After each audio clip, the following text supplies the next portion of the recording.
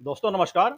मैं प्रशांत कौशिक संवाद इंडिया के मंच पर आप सभी का हार्दिक स्वागत करता हूं, हार्दिक अभिनंदन करता हूं। जैसा कि सभी जानते हैं कि महाराष्ट्र की राजनीति को लेकर तमाम तरह की राजनीतिक चर्चाएं इस समय राजनीतिक गलियारों में हैं। और आपने अभी देखा भी होगा जिस तरह से अमित शाह जो गृह मंत्री हैं और बीजेपी के बड़े नेता हैं, उन्होंने महाराष्ट्र में जाकर जिस तरह की शब्दावली का उपयोग किया और उसके पश्चात शरद पवार जो महाराष्ट्र के बड़े कद्दावर नेता हैं, देश के भी बड़े नेता हैं, उन्होंने भी पलटवार किया अमित शाह पर। और उसके बाद उद्धव ठाकरे जो शिवसेना बाला साहब ठाकरे वाला जो गुट है, उद्धव ठाकरे, उन्होंने भी बहुत ही कड़े शब्दों में अमित शाह की आलोचना की। और ऐसा लग रहा है कि महाराष्ट्र की राजनीति में शब्द बाण जो एक दूसरे की तरफ चलाए जा रहे हैं, बीजेपी के नेता और इंडिया गठबंधन के जो नेता हैं, उसमें चाहे शरद पवार हों चाहे उद्धव ठाकरे हों, तो जिस तरह की शब्दावली का उपयोग एक दूसरे के प्रति हो रहा है, वह महाराष्ट्र की राजनीति की जो दिशा है और दशा है, आने वाले समय में निश्चित रूप से कर रहा है कहीं ना कहीं। और क्या है शब्दावली जो तीखी शब्दावली एक दूसरे के लिए उपयोग हो रही है, तीखे शब्दबाण एक दूसरे के लिए उपयोग हो रहे हैं, क्या वह और महाराष्ट्र की राजनीति में और सब इस तरह की जो घटनाएं बढ़ेंगी? और आखिरकार महाराष्ट्र की राजनीति में इंडिया गठबंधन जिसमें शिवसेना उद्धव ठाकरे, एनसीपी शरद पवार और कांग्रेस का जो गठजोड़ है, क्या इस समय बीजेपी शिंदे गुट और अजित पवार की जो पूरा एक गठजोड़ है उस पर हावी हो गया है? जो इस तरह की शब्दावली बीजेपी अलायंस के पार्टनर के द्वारा या बीजेपी के बड़े नेता के द्वारा सामने आई है। तो इन सब बातों पर चर्चा करने के लिए हमारे साथ देश के बहुत ही वरिष्ठ पत्रकार और महाराष्ट्र की राजनीति को बखूबी जानने वाले बहुत ही सीनियर जर्नलिस्ट हमारे साथ इस चर्चा में जुड़े हुए हैं। उनका परिचय मैं आप सभी से करा देता हूँ। हमारे साथ प्रकाश पौरे जी महाराष्ट्र अकोला से जुड़े हुए हैं, बहुत ही सीनियर जर्नलिस्ट हैं। अनेक वर्षों का पत्रकारिता का उनका अनुभव है। बहुत बहुत स्वागत करता हूँ, बहुत बहुत अभिनंदन करता हूँ। तो प्रकाश जी, जैसे कि महाराष्ट्र की राजनीति वर्तमान दौर में जिस तरह से दिखाई दे रही है, एक दूसरे पर तीखे शब्दावली का उपयोग, शब्द बाण जो नेताओं के द्वारा उपयोग हो रहे हैं, तो ये क्या दर्शाता महाराष्ट्र की राजनीति में आखिरकार आने वाले समय में क्या आपस में कड़वाहट राजनीति में और बढ़ेगी? क्या लगता है आपको? नहीं, आप भविष्य में कड़वाहट बढ़ेगी क्या ऐसा पूछ रहे हो? तो कहने का मतलब ऐसा है कि आपको पता नहीं है कि कड़वाहट कितनी बढ़ चुकी है। इतनी ज्यादा कड़वाहट बढ़ चुकी है हमारे महाराष्ट्र के अंदर कि अभी जिसको क्या बोलते हैं ना कि आदरणीय भाव जो है वो खत्म हो गया है। यानी जिस तरीके से शरद पवार के जैसे वरिष्ठ नेता को भी अमित शाह जिस तरीके से बोलते हैं, ललकारते हैं, या बाकी के भी उनके पार्टी के लोग जिस तरीके से शब्द प्रयोग कर रहे हैं। देखिए, हमारा स्टेट जो है ये बड़ा कल्चर स्टेट था और एक में का आदर होता था। राजनीति अपने जगह पे है, लेकिन उसके बावजूद भी देखिए हर आदमी की अपनी अपनी एक वजूद होता है, एक हाइट होती है। वो हाइट को नजरअंदाज करके जिस तरीके से घिनौनी राजनीति, जिसको हमारे इसमें हलकट राजनीति जिसको बोलते हैं ना, वो हलकट राजनीति जिस तरीके से हो गई है महाराष्ट्र में, तो इसकी पूरी जिम्मेवारी जो है वो भाजपा ने चालू किया है। एक बात ध्यान में रखिए, ये चालू भाजपा ने किया है। इसीलिए ये कोई अपने करतूतों से बच नहीं सकते हैं और भयंकर ज्यादा उसको क्या बोलेंगे कि एकदम रिवेंजफुल एटीट्यूड, रिवेंजफुल बदला लेने वाली बात। लेकिन ये जो बातें हो रही है और जो भी बात कर रहे हैं ना, वो जो करंट अफेयर्स है या जो पब्लिक की फिलहाल की जो परेशानी है, वो परेशानी इनके सामने कुछ नहीं है, उसके बारे में कोई बात नहीं करता है।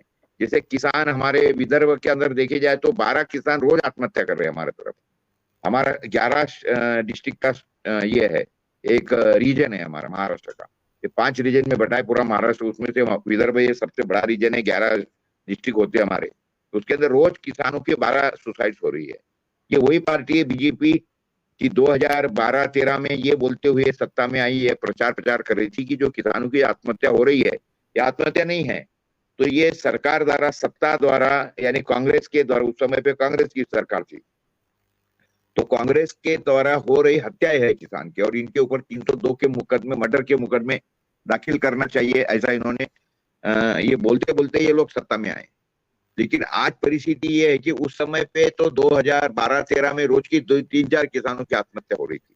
अभी 12 किसानों की आत्महत्या हो रही है, और वो भी फिगर ये कंफर्म नहीं है, इससे ज्यादा ही है, कम नहीं है इससे। क्योंकि बात क्या है कि उन्होंने पुलिस वालों को सख्त आदेश दिए है कि किसानों की जो सुसाइड्स है, यानी किसान ने समझ लो जहर खा के मर गया, फांसी लेके लटक गया, मर गया, दो ही तरीके से किसान मर रहे हैं, एक तो फांसी लेगी या जहर खा लेंगे। जहर तो अवेलेबल है यहाँ देश के अंदर कहाँ पे भी, जो भी यानी ये देश के अंदर बाकी सबके ऊपर बैन लगा के रखा है सरकार ने, कई चीजों के ऊपर। लेकिन जहर ये खुलेआम बिकता है खेती के नाम पर, और जिसके कारण लोग भी मर रहे हैं। तो ये दो तरीके से किसान मर रहे हैं, और जबकि क्लियर दिख रहा है कि ये मर गया है, सुसाइड कर ली है। जिस तरीके से वो किसान, कई किसान तो ऐसे है कि कोई चिट्ठी उट्ठी भी छोड़ते नहीं है, थोड़े बहुत कुछ छोड़ते, उतने भी वो अकलमंद नहीं है और समझदार नहीं है।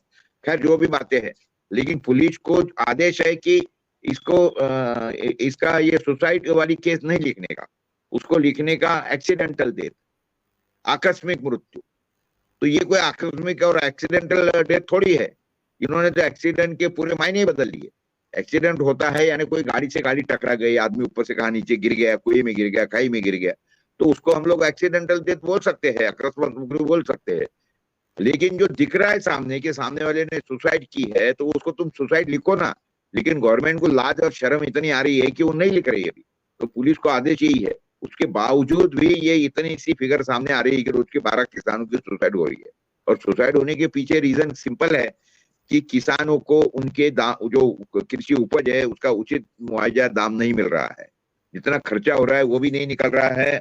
और हालांकि किसान जो है ये अभी कर्जे में डूबा है, भयंकर ज्यादा कर्जे में डूबा है, प्राइवेट साहूकारों की उसके ऊपर मार है, प्रेशर है। तो ऐसे इसके अंदर कई किसान ये है कि बेचारे जो खर्चा बढ़ गया है खेती का, फैमिली का, तो उसके अंदर वो बड़ा सहमा हुआ है और उसको सुसाइड करने के सिवा कोई रास्ता नहीं है। तो ऐसे जो करंट इश्यू है उसके ऊपर ये सरकार ध्यान नहीं दे रही, उसके ऊपर कोई बात नहीं हो रही है। ये फालतू चीजों के ऊपर सभी लोग इसके ऊपर लगे हैं। यानी एक हमारे मनोज जरांगे है, वो कर रहे हैं कि हमको मराठों को आरक्षण दे दीजिए। उसके बाद में फिर वो बोलते, दूसरे जो छगन भुजबल बोलते कि इनको खबरदार आरक्षण दिया हमारे ओबीसी में से। तो दूसरे और कोई यात्रा निकल रहे, तीसरे कोई और यात्रा निकल, सारे नॉन इशू जिससे लोगों के रोज जर्रा की जो बातें है उसके ऊपर से कोई आंदोलन हुआ या कुछ हुआ तो मैं समझ सकता हूँ। जिस तरीके से भी बांग्लादेश में आंदोलन छेड़ा है, लोग रास्ते पे आए हैं क्योंकि उनकी डेली प्रॉब्लम्स है, तो उसके हिसाब से वो आंदोलन करे, बात अलग है। लेकिन नेता सिर्फ बयानबाजी में लगे हैं सारे के सारे, और ये सिर्फ लोगों को क्या बोलते हैं उसको कि दिल बहलाने के लिए गालिब ख्याल अच्छा है, वो वाली बातें हो रही है। और वो तरीके से हमारे स्टेट का जो वातावरण है जो वो भयंकर ज्यादा बिगड़ चुका है। और आने वाले अभी इलेक्शन जो है 2-3 महीने के अंदर इलेक्शन होने वाले हैं हमारे, तो वो इलेक्शन के हिसाब से सारी बातें अभी चल रही है। ये उसके ऊपर आरोप कर रहा है, वो उसके ऊपर आरोप कर रहा है, लेकिन उसके कारण ये वातावरण भयंकर जहरीला हो चुका है, इतना मैं बोलूंगा, जिसका आपने जिक्र किया। जी प्रसाद भाई। जी, जी, जी। जैसा आपने बड़ा विस्तार से बताया कौन से ऐसे कारण हैं कि मुख्य रूप से जो महाराष्ट्र की राजनीति को इतनी कड़वाहट महाराष्ट्र की राजनीति में भर दी है। लेकिन जिस तरह से हम लगातार देख रहे हैं कि जो इंडिया गठबंधन है, वह अपनी पोज़ीशन ज़्यादा मजबूत करता दिखाई देता है महाराष्ट्र के अंदर। तो ऐसे में सवाल ये उठता है लोकसभा चुनाव के पश्चात तो इंडिया गठबंधन का जो विश्वास है वह भी अलग दिखाई देता है। तो आने वाला जो पूरा एक इंडिया गठबंधन का जो समूह है, उनमें जो सीट शेयरिंग का फ़ॉर्मूला है, उसको लेकर भी बातें लगातार की जा रही हैं। कहा जा रहा है कि आपस में अंडरस्टैंडिंग इन दलों के बीच में बन गई है। तो आप किस तरह से पूरी स्थिति को देख पा रहे हैं कि इंडिया गठबंधन की जो सीट शेयरिंग का फ़ॉर्मूला है, हालाँकि भी समय है आधिकारिक रूप से उसकी घोषणा होने का, कौन कितनी सीटों पर लड़ेगा।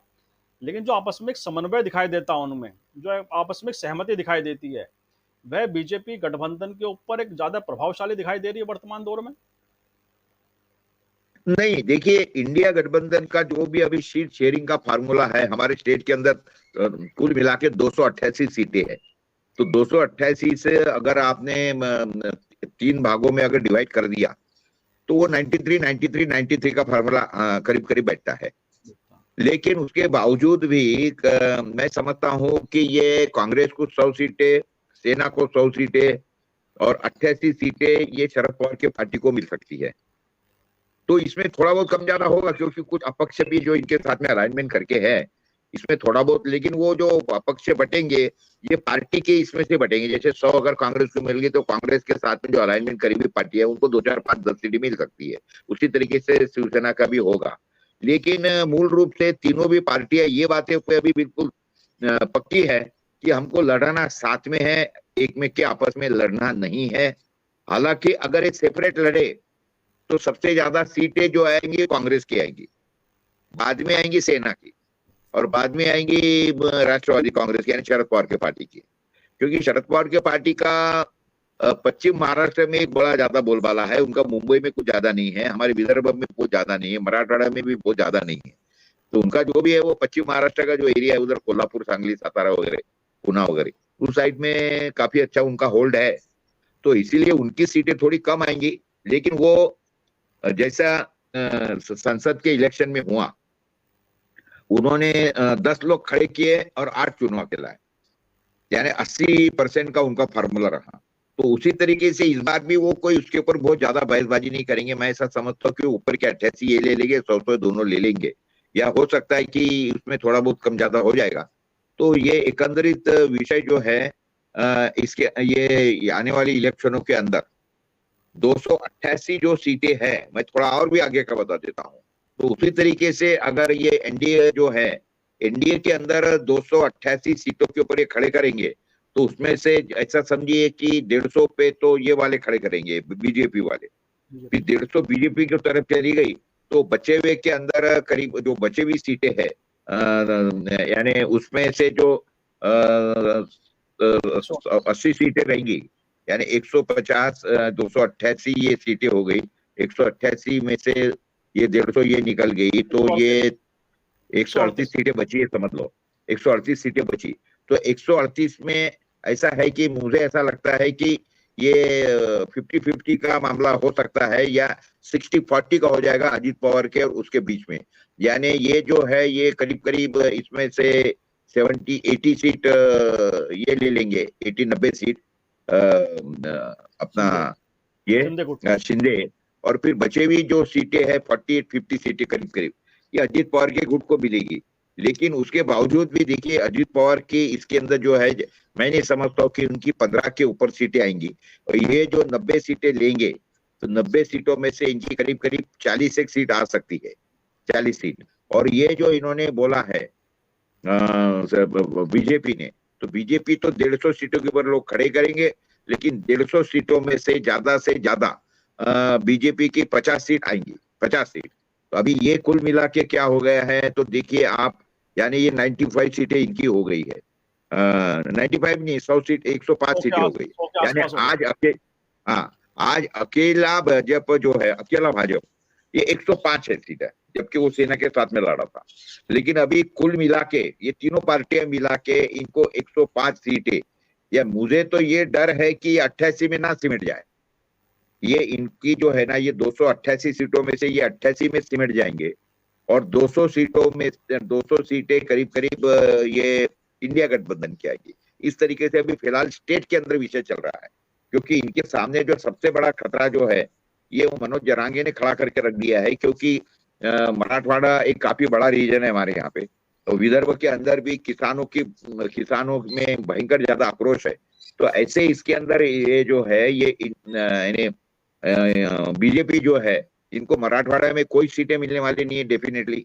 और उसी तरीके से विदर्भ के अंदर भी इनको बड़े मुश्किल से, हमारे जो 62 सीटें है, 62 सीटें है, 62 सीटों में से मुश्किल से आए तो इनको 10-15 सीटें इनको मिल सकती है। उसके ऊपर ये बीजेपी आगे जाएंगी नहीं, इतनी बात बिल्कुल पक्की है। जी जी जी जी जी, जैसा आपने बताया कि किस तरह सीट शेयरिंग का फार्मूला किस आधार पर तय हो सकता है, कैसे हो सकता है। अच्छा, जिस तरह से जो बयानबाजी शरद पवार को लेकर या उद्धव ठाकरे को लेकर अमित शाह ने की है, आखिरकार इसकी आवश्यकता क्या थी? इस तरह की भाषा का उपयोग करने का, आप राजनीतिक लड़ाई लड़िए, राजनीतिक आप पैतरेबाजी पूरी इस्तेमाल करिए, राजनीतिक जो आपकी कलाकारी है उसका इस्तेमाल करिए, लेकिन जो भाषा जिस तरह से टारगेट किया गया व्यक्तिगत रूप से, उसकी आवश्यकता क्या थी महाराष्ट्र की राजनीति के अंदर? इनके पास में और है क्या? देखिए ये बातें संभालने के लिए इनके पास में फार्मूले क्या है? और इनके पास में अभी कोई फार्मूला नहीं। तो बस एक ही बात है कि ये इसको गाली दे रहा, वो उसको गाली दे रहा, तुम नालायक हो, भला मेरे कमीज से तेरी कमीज सफेद कैसी। इसके जो इनके पास में इलाज क्या है क्या इनके पास में? इनके पास में कौन सा विकास का एजेंडा है? तो इसीलिए ये भाजपा वाले तो बस यही करते रहते हैं। फिर भाजपा वाले नहीं करे तो नेचुरली दूसरे पार्टी वाले भी आरोप प्रत्यारोप ये तो करना ही है, होना ही राजनीति के अंदर। फिर वो एक दिन संजय राउत कुछ बोल देंगे, फिर उद्धव ठाकरे कुछ बोल देंगे, और फिर इनके जो बोल बच्चन है, हमारे फडणवीस जी है, उसके बाद में वो बावनकुळे हमारे पार्टी का प्रेसिडेंट है यहाँ पे बीजेपी का। तो ये तो सारे 2-3-4-5 बोल बच्चन इनके हैं। फिर उसके अंदर नारायण राणे भी है। तो ये बस इतना ही इनका चल रहा है। कुछ भी करके, कब कैसा भी करके ये आने वाले 2-3 महीने है, ये निकालना है, इलेक्शन को इनको फेस करना है। और इसीलिए इनको आज ये दिखता है कि इलेक्शन में हमारी बड़ी करारी क्या बोलते हैं हार होने वाली है। तो फिर उसके लिए इन्होंने क्या किया कि जब ये पूरा इनको दिख गया कि अपना मरने वाले हैं, तो फिर मरता क्या ना करता वो हिसाब से इन्होंने फिर, आपको मालूम है कि हमारे स्टेट के अंदर इन्होंने लाडली बहना योजना निकाला। फिर बहनों को पैसे दे रहे हैं तो बोले फिर भाइयों को भी दे देंगे। तो जो ग्रेजुएट भाई है उनको कुछ पैसे देने वाले हैं, फिर जो डिप्लोमा वाले उनको कुछ पैसे देंगे, मैट्रिक वाले हैं उनको कुछ पैसे दे रहे हैं। और आज ही मैंने सुना कि ये जो आपके घर में जो मेड सर्वेंट रहती है, तो मेड सर्वेंट को वो बोलते कि हम आपको भी 20-25 हजार रुपए देंगे, या 20-25 हजार रुपए के हम बर्तन आपको दे देंगे, उसमें भी भ्रष्टाचार करेंगे खरीदते वक्त। तो ये क्या है, ये इनके पास में विकास का कोई एजेंडा नहीं है, क्योंकि इन्हीं के करतूतों के कारण ये स्टेट की पूरी दुर्गति हो गई है हमारी। और ये आपको आश्चर्य नहीं लगना चाहिए, अगर बांग्लादेश जैसी स्थिति महाराष्ट्र में अगर होगी, रास्ते पे अगर लोग उतर गए, किसान उतर गए, तो कोई आश्चर्य रखने की बात नहीं है, कोई आश्चर्य नहीं लगेगा मुझे। उल्टा मुझे तो इस बात का दुख बोलो या इस बात का यानी बड़ी ये है कि इतना सब होने के बाद में भी लोग रास्ते पे क्यों उतर नहीं रहे हैं। इसकी मुझे बड़ी चिंता लगी है कि लोग क्या आत्मविश्वास खो गए हैं या आत्मसम्मान खो गए हैं। इस तरीके से सारी बातें हो रही है साहब जी। जी, जी, जी। जैसे आपने बहुत सारे मुद्दे बताए कि मुद्दे कौन-कौन से मुख्य रूप से सामने आ सकते हैं और क्या किस तरह से लोगों का जो रुझान है, लोगों का जो समर्थन है, किस दिशा में जा सकता है। तो ठाकरे भी दिल्ली गए हैं, तो ऐसे में उनका जो कहा जा रहा है कि सोनिया गांधी से मिलना, जो इंडिया गठबंधन बड़े नेता हैं, उनकी मुलाकात उनसे होनी है। तो अगर उस संदर्भ में हम बात करें, अगर दिल्ली की राजनीति और महाराष्ट्र की राजनीति की बात करें, जिस तरह से लगातार इंडिया गठबंधन ये कह रहा है कि जो मुंबई का जो बिजनेस है, व्यापार है, बड़ी बड़ी कंपनियां हैं जो, और वो इन्वेस्टमेंट गुजरात लेकर जाया जा रहा है, इसका जो संदेश है वहाँ के लोगों पर किस तरह से पड़ रहा है, इसका क्या राजनीतिक रूप से क्या प्रभाव पड़ेगा?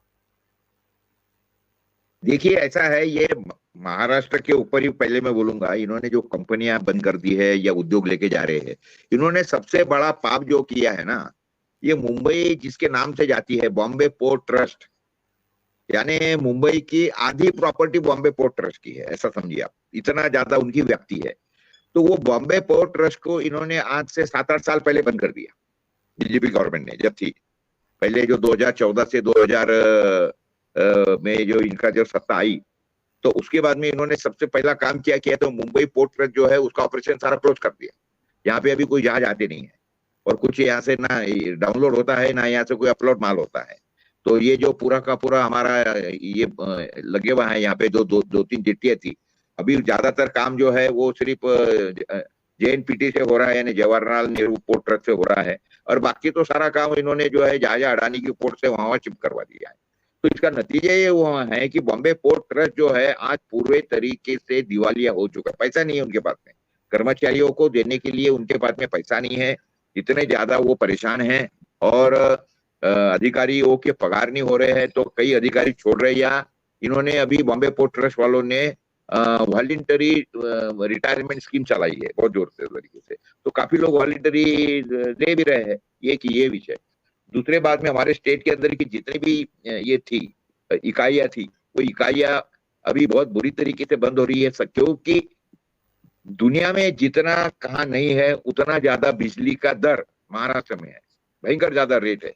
तो उसके कारण फैक्ट्री वाले बड़े परेशान हैं, और उनको कोई, और लगातार बढ़ रहे, अभी भी रेट बढ़ाए उन्होंने। तो इस तरीके आज यानी जो कारखाना है, वो कारखाने का सबसे बड़ा खर्चा अगर हो रहा है तो वो सिर्फ और सिर्फ बिजली के ऊपर हो रहा है, पहली बात एक समझिए। और वो भी कोई भरोसे की बिजली नहीं है, किसानों को तो बिजली मिल ही नहीं रही है। इन्होंने अभी ये योजना की थी, बताया था, घोषणा की थी कि हम लाडली बहनों को वगैरह इतने सब फ्री रेवड़िया बांटेंगे। उसी समय पे उन्होंने बोला कि किसानों को भी हम अभी बिजली फ्री देंगे, लेकिन उसका आज तक के कोई जीआर निकला नहीं है। एक बार समझिए, हाँ, लाडली बहना का जीआर तो जिस दिन घोषणा की उसी दिन निकल गया। हालांकि ये तो बहुत ज्यादा यानी क्या बोलते हैं, असंवैधानिक काम है, क्योंकि बजट पेश करने के बाद में बजट को जो है इनको सदन पे रखना पड़ता है, उसके ऊपर चर्चा करनी पड़ती है, उसके बाद में पार्लियामेंट, नीचे का हाउस ऊपर का हाउस, यानी विधानसभा है, विधान परिषद है, यहाँ पे उसके ऊपर चर्चा होकर फिर वो पास हो जाता है, उसके ऊपर कोई ऑब्जेक्शन निकलते हैं। वो कुछ नहीं है, वो चर्चा के होने के पहले इन्होंने वो उसका जीआर भी निकाल दिया, गवर्नमेंट रेजोल्यूशन निकाल दिया इन्होंने। तो इस तरीके से सारी बातें हो रही है। स्टेट जब 2013 में महाराष्ट्र के ऊपर करीब करीब 55,000 करोड़ का कर्जा था। ये 55,000 करोड़ का कर्जा ये पिछले 65-70 सालों में हुआ है। पहली बात एक समझिए, 65-70 सालों में, 2013 तक, क्योंकि आजादी मिले ऐसा समझिए ना 50 और ये 15, यानी 60-65 साल हो गए थे। 60-65 सालों के अंदर 55,000 करोड़ का कर्जा था हमारे स्टेट के ऊपर।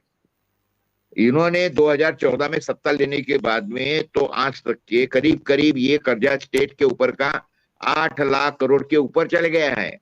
यानी कितना, यानी 9 गुना बढ़ गया, 9 गुना।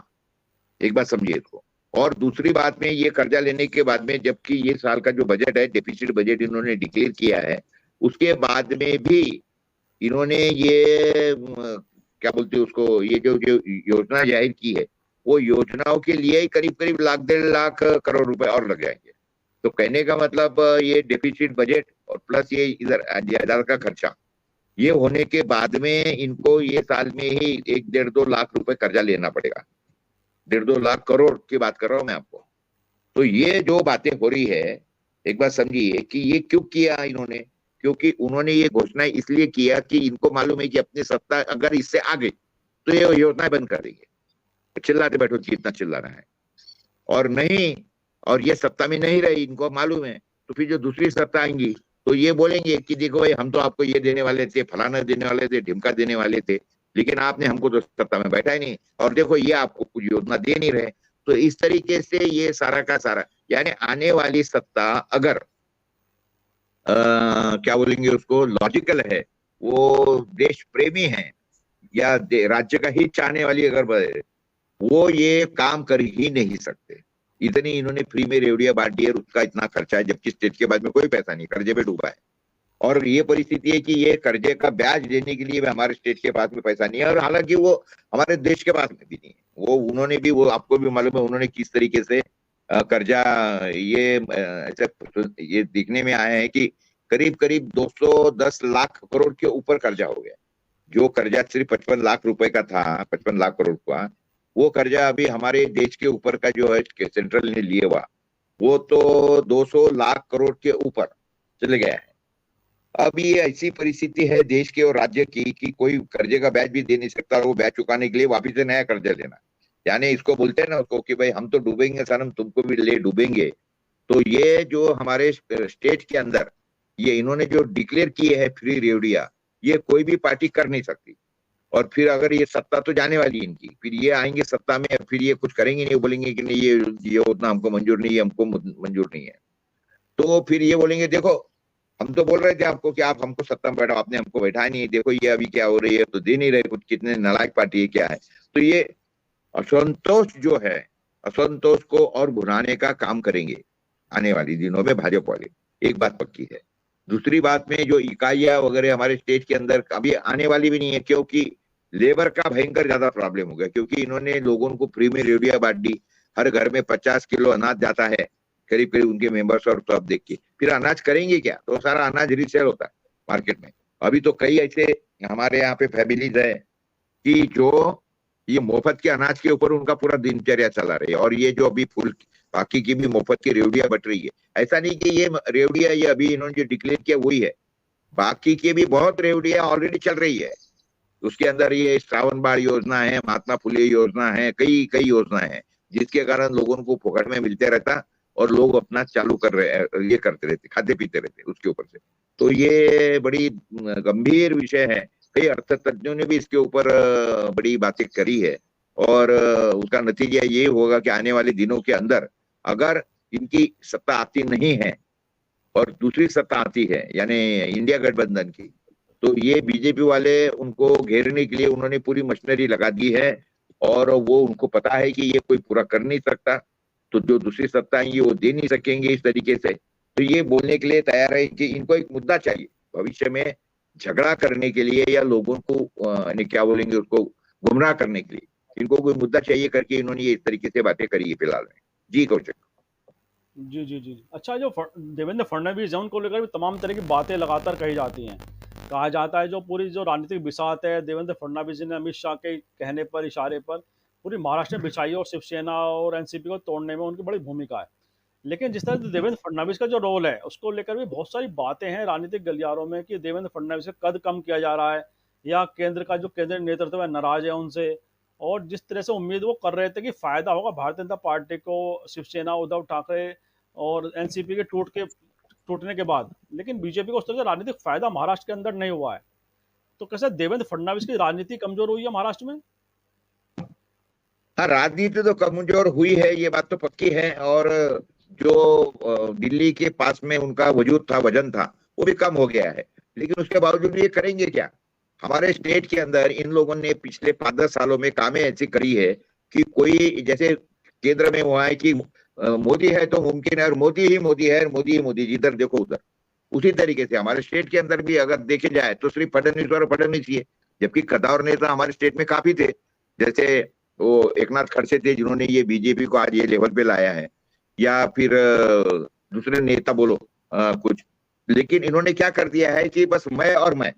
तो उसके कारण आज ऐसी परिस्थिति हो गई है कि महाराष्ट्र के अंदर बीजेपी का हाईकमान कौन? तो दैट इज देवेंद्र फडणवीस। इतनी बातें हो गई है।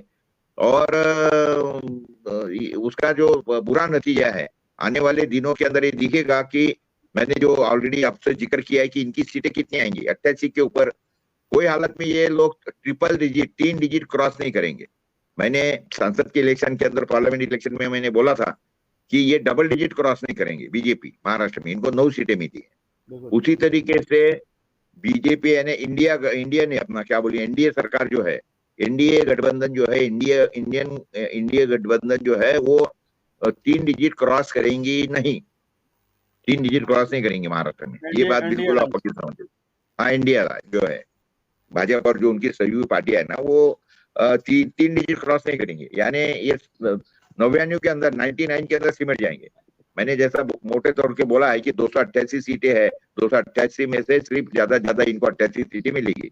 88 बोलो, 90 बोलो, 95 बोलो, लेकिन 3 डिजिट क्रॉस नहीं करेंगे साहब ये। और रोज बढ़ ये रहा बात। है।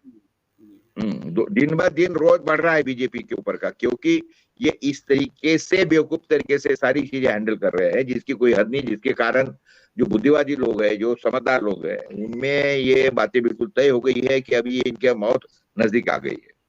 जी। जी, जी। बिल्कुल ठीक कहा आपने कि जिस तरह से आपने लोकसभा चुनाव में प्रेडिक्ट किया था, आपने जो अपने अनुमान जताया था, उसी के अनुसार वहाँ के लगभग रिजल्ट भी रहे हैं।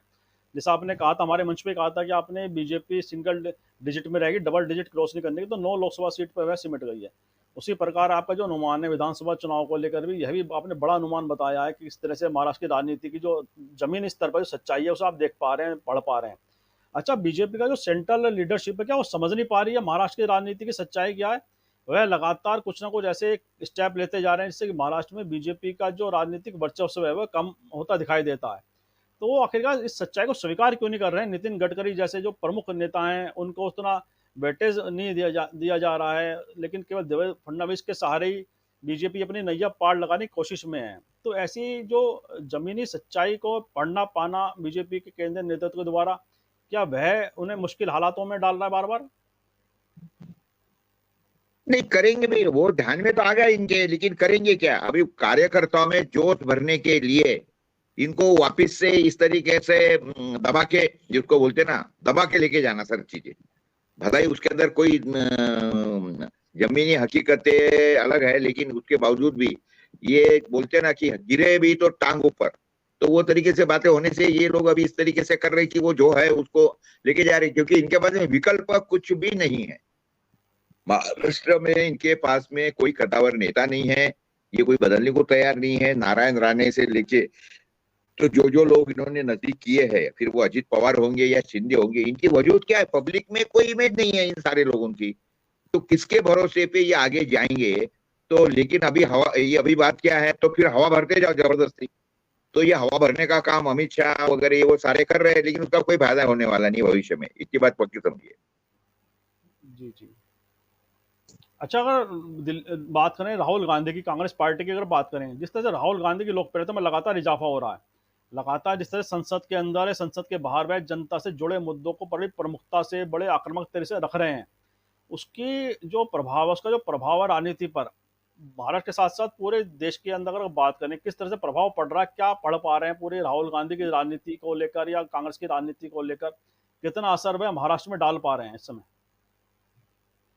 नहीं, काफी इमेज तो सुधरी है ना, राहुल गांधी की इमेज भी सुधरी है, और इसीलिए तो मैंने बोला ना कि सबसे ज्यादा सीटें अगर किसकी चुन के आएंगी तो वो आएंगी कांग्रेस की हमारे स्टेट के अंदर। 2 नंबर पे रहेंगी शिवसेना, क्योंकि शिवसेना पूरे स्टेट में सारे हर एक डिस्ट्रिक्ट के अंदर फैली हुई है, और उसके बाद में जिस तरीके से उसकी पार्टी तोड़ी गई तो लोगों में सहानुभूति के लाट तो भयंकर है, बहुत ज्यादा उनके तरफ सहानुभूति है, क्योंकि उद्धव ठाकरे जहां भी जाते हैं तो लोग उमड़ पड़ते हैं बहुत अच्छी तरीके से। और अभी उद्धव ठाकरे में जो नहीं था, वो उनमें आक्रामकता बिल्कुल नहीं थी उद्धव ठाकरे में, ये बड़ा एकदम सीधा साधा मवाल जिसको बोलेंगे ना, ऐसा आदमी था। लेकिन अभी उद्धव ठाकरे भयंकर ज्यादा आक्रामक हो गए हैं, और उनका जो खेमा है उसके अंदर अभी कई लोगों की अभी इजाफा भी हुआ है, जिसके अंदर अभी नार्वेकर भी वो बना है, जो उनका ये राइट हैंड था।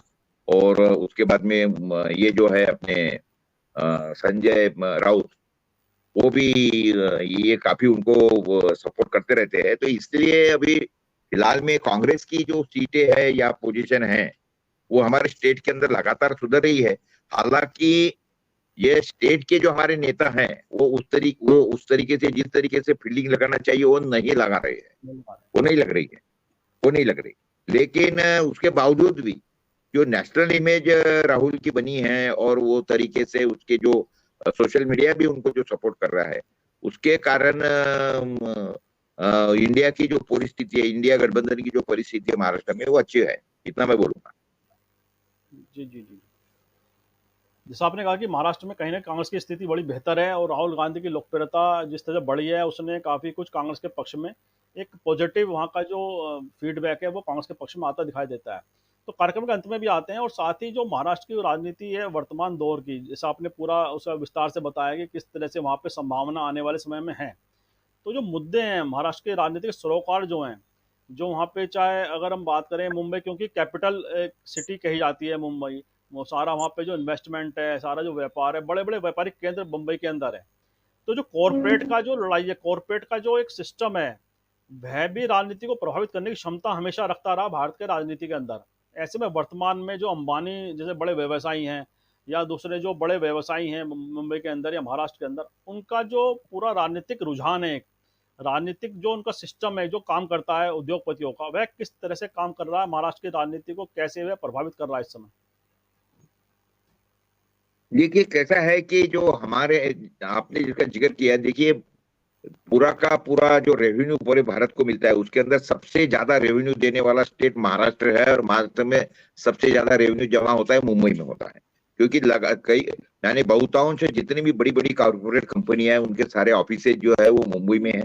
नेचुरली वही से उनके सारे अकाउंटिंग वगैरह और जो भी टैक्स के पेमेंट है, जीएसटी के पेमेंट है, वो वही से होते करके आपको दिखता है कि ये सारा का सारा जो है वो मुंबई ये सबसे ज्यादा कंट्रीब्यूट करने वाला स्टेट हो गया हमारे यहाँ, यानी एरिया हो गया।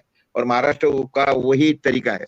हालांकि महाराष्ट्र में कोई बहुत ज्यादा ये होती नहीं है, फैक्ट्रियां ज्यादा नहीं है जितनी की बाकी स्टेटों में है, लेकिन उसके बावजूद भी ये जो कंपनियों के जो ऑफिस मुंबई में है और रेवेन्यू का जो जिस तरीके से आदान प्रदान होता है उसके कारण ये दिखता है। स्टेट की हमारी हालत इंडस्ट्री की बड़ी खराब है, बहुत ज्यादा खराब है। जिस तरीके से पंजाब हरियाणा इधर इंडस्ट्रीज बड़ी है, दिल्ली के आसपास में इंडस्ट्रीज बड़ी है, उतनी इंडस्ट्रीज महाराष्ट्र में नहीं है। जो कुछ इंडस्ट्रीज है वो ज्यादातर पुणे में है, मुंबई में है, नासिक में है, थोड़ी बहुत औरंगाबाद में है, तो इस तरीके से है। लेकिन उसके बावजूद भी महाराष्ट्र ये कोई इंडस्ट्रियल स्टेट ऐसा गिना नहीं जाता। लेकिन जो रेवेन्यू का जो मॉडल है वो मुंबई इसीलिए है कि जिसका मैंने जिक्र किया था कि ये एक सिस्टम लगी पड़ी है यहाँ पे कॉर्पोरेट्स की। जैसे बॉम्बे स्टॉक एक्सचेंज यहाँ है, बाकी कंपनियों के जो रजिस्टर्ड ऑफिसेस है, मुंबई के जैसा एक बड़ा ये है, वहाँ पे सारी डिसिप्लिन है। यहाँ पे यहाँ कोई गुंडागर्दी नहीं है महाराष्ट्र के अंदर और मुंबई के अंदर, लेकिन हो रही है, अभी बढ़ गई है उस तरीके से। लेकिन उसके बावजूद भी अभी भी कुछ ना कुछ ये अगर राज्य सत्ता बदली तो निश्चित रूप से मुंबई उसको जो उसका जो पहला जो गरिमा था या जो गत वैभव जिसको बोलेंगे, वो गत वैभव वापिस से मुंबई को मिल सकता है।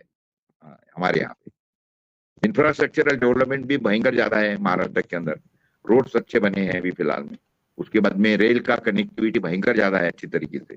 तो इसका फायदा तो हो रहा है स्टेट को, और आने वाले दिनों में भी होगा। लेकिन बशर्ते ये जो गुजरात का जो प्रेम बढ़ रहा है इनकी तरफ, जो कुछ अन्य चीज है अच्छी वो गुजरात को लेके भागो, या जो कुछ करना है गुजरात में करो। वो अगर सत्ता बदल हुआ तो ये इसके ऊपर बहुत ज्यादा इनके ऊपर अंकुश लगेगा, इतनी बात पक्की है। और मैं समझता हूँ कि राहुल गांधी को ये बातें भली बातें समझ गई है, और राहुल गांधी इस तरीके से सत्ता राजकारण करेंगे कि एक स्टेट को मारो दूसरे को लेके जाओ, इनको कोई लेना देना नहीं रहेगा उस तरीके से। तो इसलिए हम चाहते हैं कि अभी सत्ता बदल हो, और होने वाला है, डेफिनेटली होगा, और बड़ा मजबूत होगा। जिस तरीके से इसके पहले केंद्र में बीजेपी की मजबूत सरकार थी, उस तरीके से महाराष्ट्र के अंदर इंडिया गठबंधन की एक मजबूत सरकार आएगी, और जब वो आएगी तो स्टेट का नक्शा बदल जाएगा डेफिनेटली, और लोग उसकी राह देख रहे हैं। जी कौशिक। जी जी जी, बहुत ही विस्तार से आपने पूरे महाराष्ट्र की राजनीति का खाका खींचा है और बताया कि किस तरह के वहाँ पे घटनाक्रम सामने आ सकते हैं, किस तरह की राजनीति की दिशा और दशा महाराष्ट्र में हो सकती है आने वाले विधानसभा चुनाव में। और आने वाले समय में हम आपसे लगातार चर्चा करते रहेंगे महाराष्ट्र की राजनीति में किस तरह से डेवलपमेंट हो रहे हैं, किस तरह से समीकरण बदल रहे हैं या किसके पक्ष में हो रहे हैं, किसका विरोध हो रहा है राजनीतिक रूप से। तो और साथ ही मैं आपका धन्यवाद व्यक्त करता हूँ कि आपने बहुत ही विस्तार से पूरी चर्चा को नए आयाम प्रदान किए हैं। मुझे विश्वास है हमारे दर्शकों की चर्चा जरूर पसंद आएगी। मैं आपका ही बहुत बहुत आभार और धन्यवाद व्यक्त करता हूँ कि आपने हमारे दर्शकों के लिए अपना समय निकाला। उन्हें आपका बहुत बहुत आभार, बहुत बहुत धन्यवाद। धन्यवाद धन्यवाद, थैंक यू थैंक यू। और मैं आपसे वैसे भी आग्रह करता हूँ इस वीडियो को लाइक करें, शेयर करें, कमेंट करें। साथ ही संवाद इंडिया चैनल को सब्सक्राइब के साथ बेल आइकन जरूर दबाएं, जिससे संवाद इंडिया के अपडेट आपको समय से मिलते रहे। आप सभी का बहुत बहुत धन्यवाद, बहुत बहुत अभिवादन।